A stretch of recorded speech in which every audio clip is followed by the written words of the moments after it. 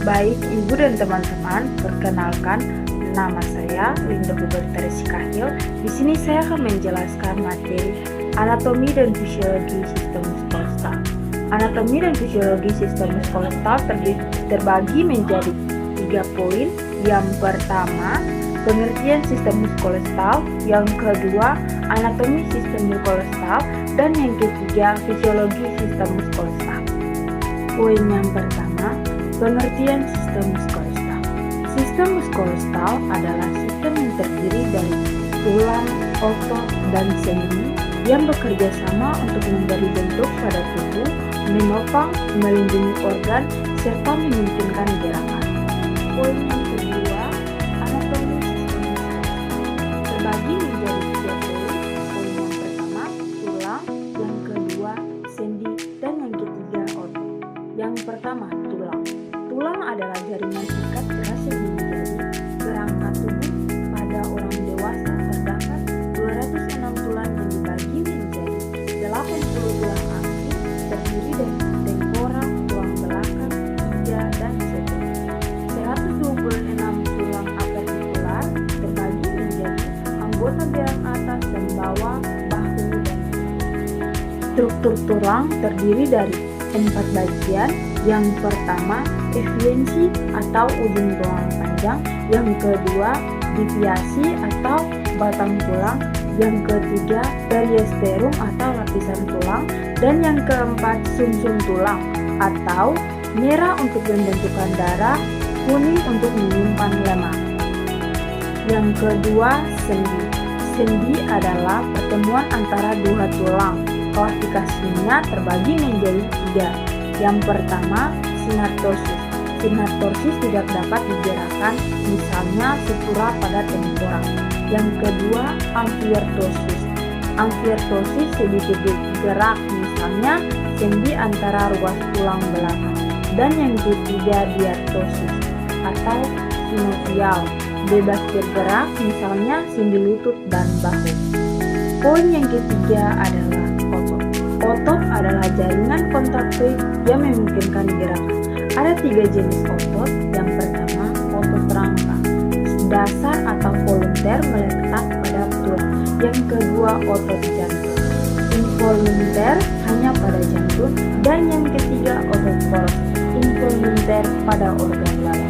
Yang berikut adalah fisiologi sistem muskuloskeletal, terbagi menjadi 3 bagian. Yang pertama, fungsi tulang. Yang kedua, mekanisme kontraksi otot. Dan yang ketiga, koordinasi gerak.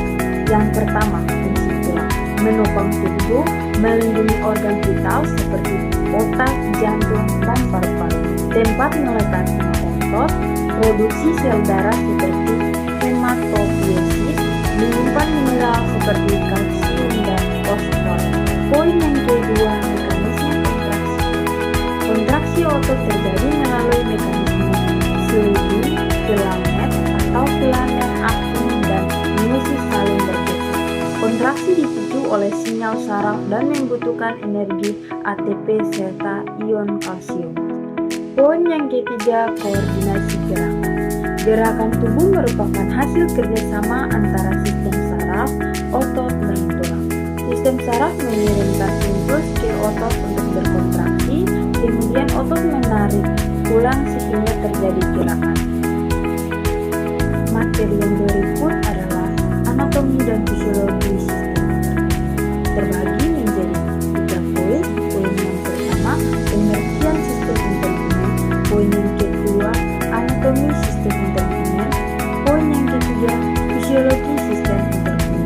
Poin yang pertama, pengertian sistem intervenen.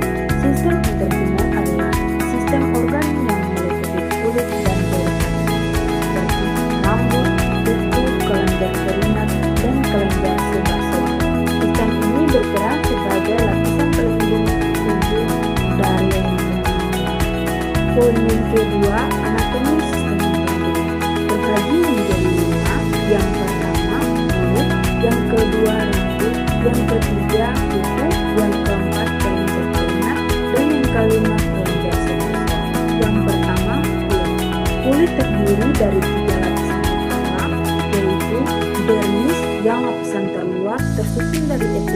squamosa berlapis.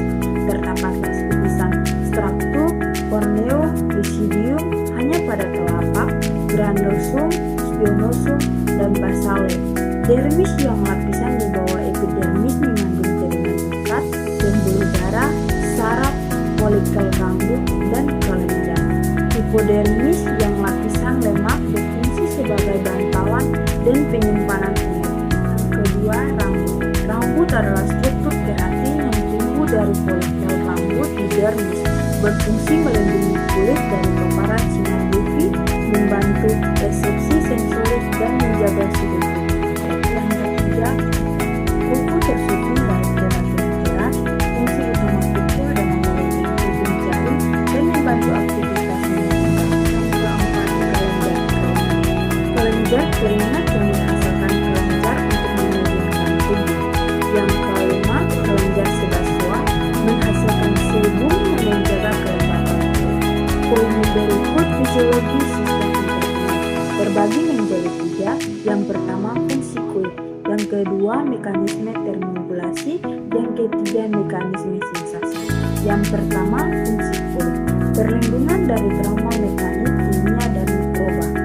Ekresi sisa metabolisme melalui keringat, absorpsi zat tertentu, sintesis vitamin D melalui paparan sinar UV, resepsi sensorik melalui ujung saraf.